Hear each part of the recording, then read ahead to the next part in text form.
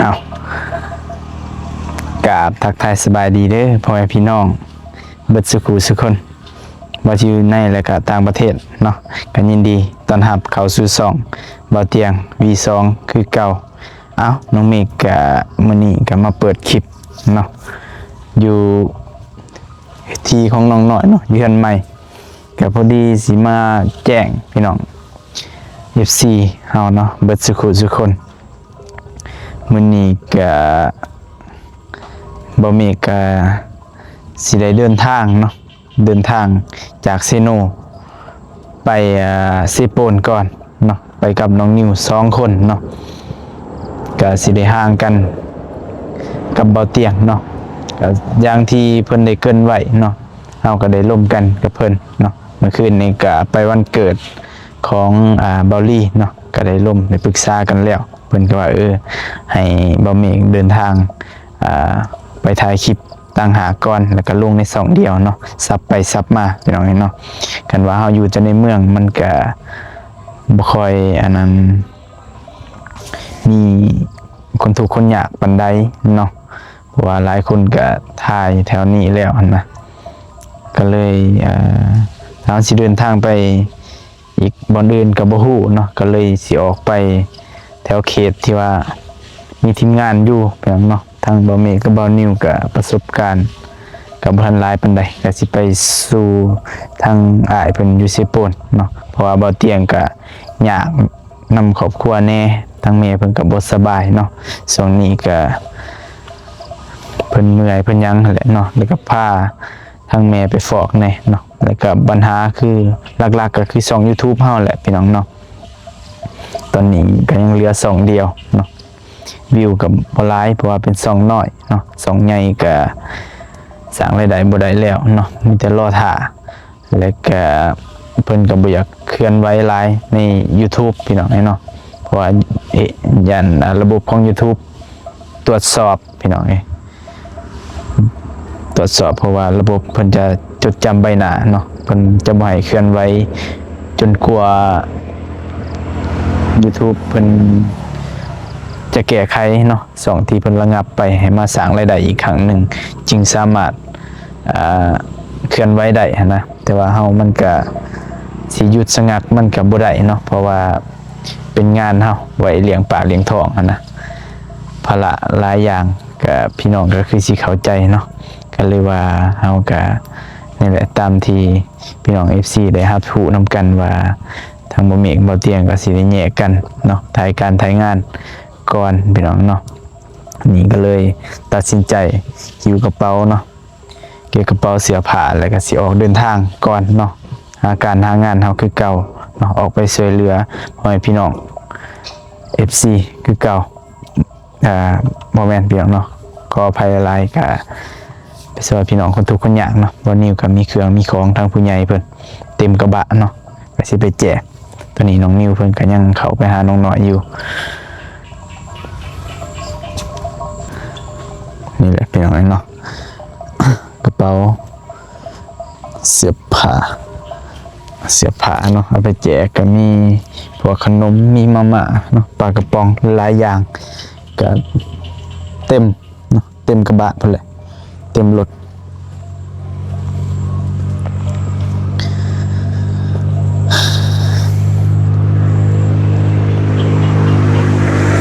งานใหม่น้องหน่อยเนาะก็สร้างเพิ่งกำลังโบกอยู่เนาะใกล้สิแล้วแหละ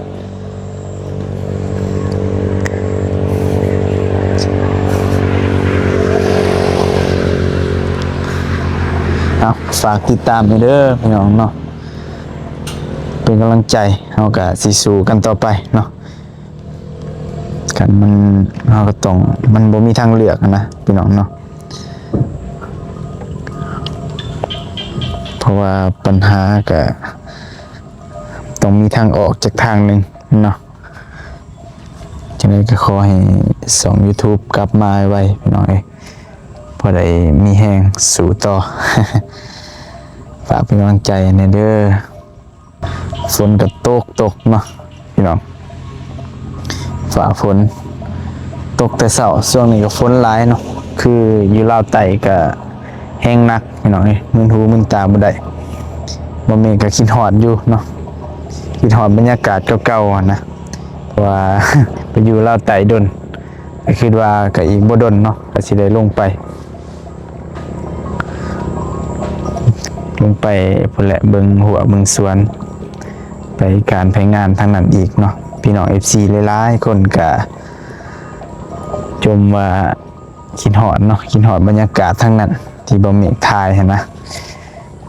ก็อดใจรอพี่น้องเนาะบ่มีก็กลับมาที่ก่อนเนาะเดี๋ยวก็สิได้ลงไปอีกบ่ดนเนาะแต่ก็ยังพันให้คำตอบ ว่าอีกดนปานใดเนาะก็สิไปเบิ่งนั่นแหละเนาะเบิ่งเฮือนเบิ่งซ่านแน่เพราะว่าก็กาเกียมเนาะบ่มีก็มีงบผู้ใหญ่เพิ่นน้อยหนึงก็สิไปเฮ็ดประตูเนาะพอได้อยู่ก่อนอ้ายลงไปก็พอได้ไปนอนเนาะแล้วก็เฮาก็สิบ่ได้เช่าบ้านพักนะเพราะว่าอยู่หันการนำไฟก็มีครบแล้วพี่น้องเอ้ยถึงแม้ว่าจะบ่แล้วสมบูรณ์แต่ว่าเฮาก็อยู่ได้เนาะก็ประมาณนั้นพี่น้องเนาะก็มา มาเล่าสู่ FC ฟังก็จะฝ่าเบื่อเด้อพี่น้อง FC เฮาก็เพิ่นก็ยังคอยเป็นกำลังใจให้เนาะทางบ่มีก็อ่านเบิ่งกับมีแห้งสู้นะถึงแม้ว่าจะคิดเหนื่อยคิดท้อเป็นบางครั้งเนาะมันก็ท้ออยู่แต่ว่าเพิ่นก็คอยให้กำลังใจอยู่เนาะเพิ่นก็ยังบอกให้สู้เฮาก็เลยเอามีแห้งผลักดันนะเนาะที่เพิ่นเป็นกำลังใจให้โดยตลอดใจก็ขอบใจหลายเด้อพี่น้องเอามื้อนี้ก็น่าจะค่ำแน่เนาะจังสิฮอดเพราะว่าออกค่ำแน่เนาะฝนตกสนั่นหวั่นไหวหากะหยุดเนาะนี่แหละพี่น้องอากาศก็สุ่มชื่นเนาะเอามีแต่ฝากติดตามในเด้อพี่น้องเนาะสิออกเดินทางแยกทางกันกับอ้ายก่อนเนาะหาการหางานก็ลงช่องเดียวเนาะพี่น้องก็ฝากติดตามทั้งสองพอเทียทองเนาะChannel V2คือเก่าหั่นแหละพี่น้องเนาะก็แต่ว่าก็สิบ่ได้ไปนํกันหั่นนะพี่น้องเนาะตามที่เฮาได้เกริ่นได้เว้ากันได้โอ้ได้ลมเนาะก็ได้แยกทางก่อนบัดนี้เนาะโอเคป่ะวันนี้ก็สิออกเดินทางพี่น้องเอ้ยมันน้องน้อยสร้างเพื่อกะกำลังโบกนี่แหละไก่สิแล้วแหละยังดันนอกเนาะดันในไก่แล้วแหละแล้วก็ยังดันนอกเอามาเบิ่งทางหลังบ้านเฮ็ดหยัง โอ้ สบายดี มีน้ำมันจ้ะ ทอดไข่ ต่อน้ำมันไปด้วยน้อย โอ้ไม่ก่อน หัวแล้วบัน ไหมแล้ว หัวแล้วหรอ ขลุ่นทอด มันได้ มันไม่มีน้ำมันเนาะ ลายก็ตรงมันบุ้ง เฮ็ดกินให้สร้างบ่ เอ้ย เองบ่โอ้โห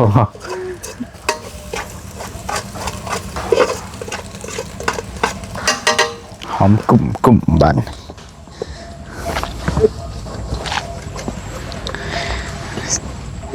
น้องนิวเป็นเซฟ อร่อยจนร้องไห้บอกเลย แซ่บหลายแซ่บหลาย ควันต่อตา แซ่บตาบ่ เสียบตา โอ้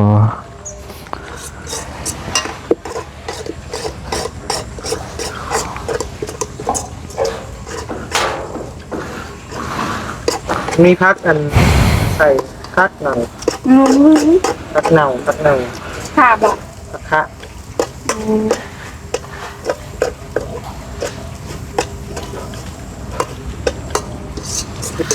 สบายดีเด้อหน่อยเนาะ ขัวไข่พี่น้องเลย มา มันจะแซ่บขนาดนี้ วัด ไข่กวน ขัว รถไฟ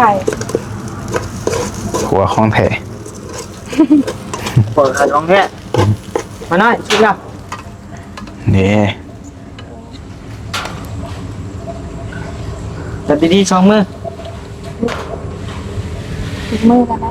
ครับ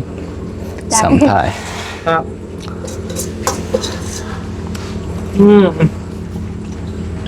แล้วป่ะร้อย เห็นป่ะ ไปออกเดินทางบ้าน ฮะ เดี๋ยวอะไร เดินทางไวแท้ เดินทางแล้ว เดินทางเลยบ่นไป เราสิกินเขาวบ่ บ่แล้ว ให้แม่แล้ว หาน้ำ เอ้าคือหาไปหามาบ่ได้บ่นำนี่นะ จ้าไปใช่ไหม เสร็จแล้ว เตยกับคุยนี่ เด้อ เออ ไปหาน้ำกินหน่อย จะเบิ่งเลยบ่อยู่ในเฮือน ยังแล้วจะเบิ่งแล้วบ่ ก็เบิ่งเนี่ยแหล้วเบิ่งยังบ่ได้อันนั้นปานใดเบิ่งใหม่ปะ ไปกระดิกออกไปเลยเดี๋ยวแล้วเนาะห้องนี้ พอ คัก ต้องเตียงเด้อ ก็ มามา คักแล้ว จะเปลี่ยนเสา โอ้ ปล่อยบ่ได้ประมาณ3 2 โบกแล้วแต่ว่ายังจับเหลี่ยมเนาะ ก็ จับน้ำหลังพี่น้อง จะเปลี่ยน สูตร หลัง สูตรสร้างบ่คือกัน ทุกคนคือกันบ่ บ่จับก่อน จักก่อนจักทราบก่อน แม่ ว่าไงปิดอันนี้มันนะเนาะ เบิ่ง เดี๋ยวตัวมันขึ้นห้อยอยู่มั้ยเนาะ แม่นนะ เขาจัดเยี่ยมก่อนแล้วเขาจึงเขาจะใช้แบบ นั่นน่ะ ได้เลยคือการสูตรมันยังไงนะฮะ มีกระเบื้อ โอ้ โอ้นี่แล้ว มีกระเบื้อแจ็คเสียว ซื้อหวยเด้อ ได้ดู พี่เสื้อ อีกเสื้อหน้าร้าน อาจจะมาบอกหวยก็ได้จะได้พี่บ่หลอกบ่ส่งซะเลย เอาแล้ว อคือว่าพี่ยังหลอกอยู่ ไปปลาเดิมนี่จ้ะ เดิน ไป ปลอดภัย เดินทางก่อนบ้านนี่ ประมาณ3 มื้อ 4 มื้อ เดิน จังหวะกันอีกแต่สิมาใหม่พี่น้องเลยเนาะ เดิน คือเดินทางขึ้นเซโปนพี่น้องเลยเนาะคนแรกไปแจกเครื่องแจกของมาแล้วแล้วจังสิได้มาเบิ่งเรียกทั้งนี้แล้วพี่น้องเนาะ ด้วย นี่ในบอลนี้บอกสลักเด้อแกสลักไม่แผ่นหนึ่ง เดิน บ้านนี้อยู่แล้วรวนยาวท่านนอนเว้นไหน ได้ได้ โซลาร์เซลล์เขายังไม่หลักบ่ โอ้ บริเรื่องไป บ่ได้หู มันเป็นอะไร มันคือบ่หูโอ้มันบ่มีแดดลายมือแหละ มันมีไฟที่บอก มันก็เลย อืม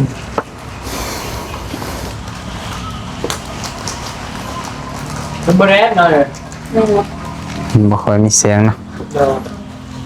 ไปโอเคไอเดินทางก่อนบ้านนี้พอกันใหม่สบายดี พอกันใหม่เด้อเนาะไป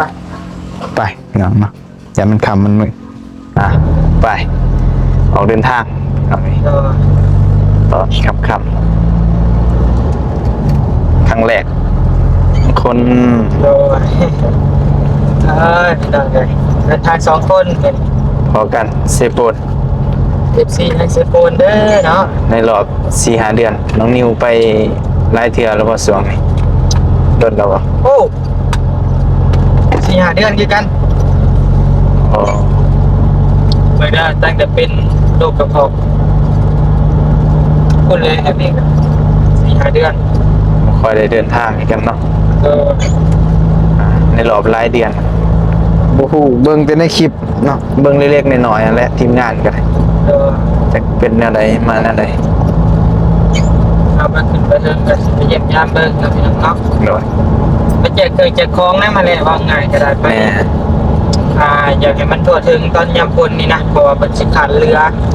เรื่องการส่งเสื้อดาบเพเอาไปลงเนาะสิขาดเรือเดี๋ยวนั้นก็เลยว่าเขาถึงแล้วก็อยากไปนะฝนตกพายุเข้าอย่างก็ได้พี่น้องเอ้ยเนาะแต่ว่าจะเป็นยังไงจะพังเบิ่งกัน หน้าฝนสัก ครับฝนอย่าตะลดแลไปบ่ได้ อ่า ใจนี่จะไปแต่ว่าอย่าหลุดไปบ่ได้พี่น้อง ใจได้เสมอ ลุยตลอดนะแต่ว่าบ่ฮู้ว่าสิไปได้ซำใด โดน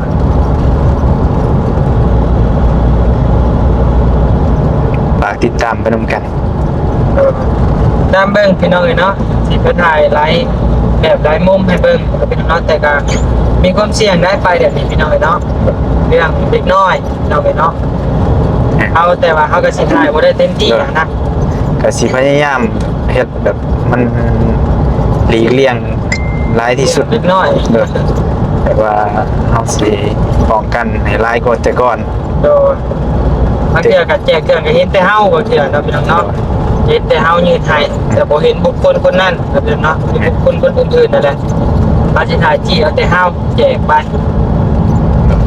เนาะ มันจะถ่ายเต็มระบบเดี๋ยวตะกี้บ่ได้คือเก่าพี่น้องเลยเนาะ แม่น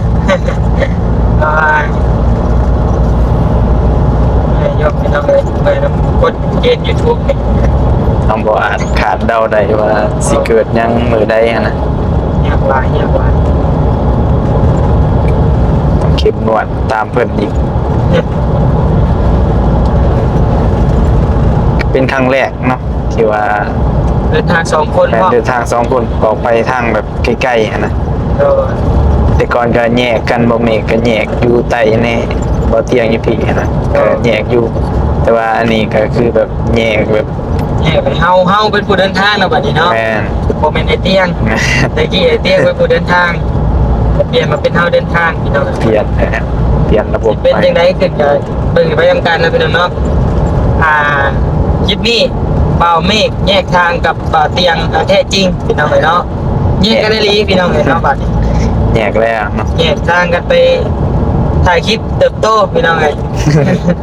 แยกทางกันไปเติบโต แยกทางกันไปเติบโตพี่น้องเอ้ย FC หลายคนก็คอมเมนต์อยู่ว่าบ่มีคือบ่ตั้งช่องเป็นของตัวเองอะนะมันก็ตั้งได้อยู่พี่น้องเนาะแต่ว่าโดยความที่แบบว่าเฮาอยากเฮ็ดงานร่วมกันหลายกว่านะ โดย เนาะ เลือกทางพร้อมกันดีกว่าเนาะ แม่น ได้ได้มาตั้งนี่ก็ตั้งได้ แม่น แต่ว่าเฮาสิบ่ได้อยู่กับไอ้เตียงบัด แม่น แต่มันก็เฮาผูกพันเด้ โดย เฮาอยู่ร่วมกันหลายภาคหลายปีแล้วความหักความแพงมันก็ แม่น มีหลายนะพี่น้องเอ้ยเนาะแต่ก็บ่อยากไปแล้วบัดนี้พี่น้องเอ้ยเนาะว่าไงก็ไอ้เตียงก็เป็นคนคนหนึ่งที่ว่า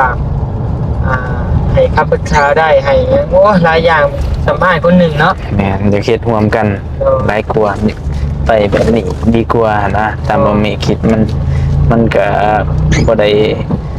อิหยังมากมายแบบซ้ำนี่ก็ซ้ำคนเดียวกันน่ะนะสองเดียวกันก็เฮ็ดหน้าที่คือกันเนาะ โด ก็ ย แบบกับซ้ำมาเป็นคนเดียวกันนั่นแหละ คนนั้นลงคนนี้ลงเลยก็ซ้ำคุกคีอยู่ในสองเดียวกันนะพี่น้องเนาะก็บ่อยากแยกไปแต่ว่าเฮาแม่นอยู่ว่าเฮาแยกกันถ่ายคลิป แต่ว่าเฮาก็ลงสองเดียวกันคือเก่าเนาะก็ประมาณนั้น เอาบ่มีก็สิเดินทางก่อนบัดนี้เนาะเพื่อจะได้ก็ฝากติดตามไปนำกันเนาะว่าเฮาสิเป็นจังได๋พี่น้องเอ้ย ก็ขอบคุณขับใจหลายๆ FC เบิดสกุลทุกคนที่ยังคอยให้กำลังใจเนาะบ่ขอบใจหลายเด้อที่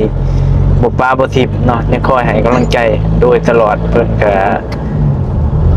ก็เป็นช่วยอีกทางหนึงอะนะให้เฮามีแรงผลักดันเนาะสู่ต่อใจก็ขอบใจหลายเด้อเบิดสกุลทุกคนเนาะอยู่ดีมีแรงให้โชคให้มานให้ร่ำให้รวยเบิดสกุลทุกคนเอาพอกันใหม่พี่น้องเนาะคลิปหน้าสำหรับคลิปนี้สบายดีเด้อ